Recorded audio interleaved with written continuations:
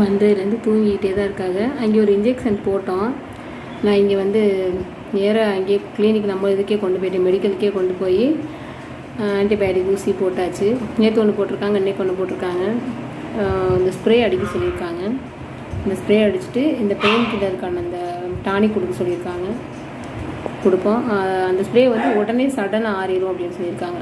Normal spray கிடையாது, இது கொஞ்சம் டாக்டர் எழுதி கொடுத்தது தான், அங்கே எழுதி கொடுத்தது தான் வாங்கிட்டு வந்திருக்கேன்.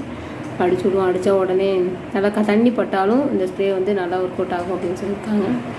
க்யூர் பண்ணுவோம். வாட்டுக்கு அவ்வளோ பெரிய காயம் வெட்டி தாங்க விட்டுருக்கான், அது வெட்டி தான் விட்ருக்கானுங்க கத்தி வச்சு. அதாவது சும்மா சாதாரணம் அப்படியே கீறுவானுங்க. அந்த கத்திங்கெல்லாம் அந்த கறி வெட்டுற கத்தியில் ரொம்ப ஷார்ப்பாக இருக்கும், அதை வச்சு சடனாக அது பண்ணியிருந்துருக்கணும், அதோட இது முடியாமல் எனக்கு தோணுது. அப்படி தான் இருக்குது, அப்படியே ஓப்பன் ஆகிருக்கு. கம்பிலாம் கிழிச்சு விட்டா இந்த அளவுக்கு இருக்குது, அது ரொம்ப ஆழமாக போகும், லைட்டாக இருக்கும். இது அப்படியே ஓப்பன் பண்ணியிருக்கு, ரொம்ப பெரிய காயமாக இருக்குது. தூங்கட்டும். கொஞ்ச நேரம் கழிச்சு நம்ம பால் தான் சுட சுட கொடுக்க சொல்லியிருக்காங்க, பால் மட்டும் கொடுப்போம்.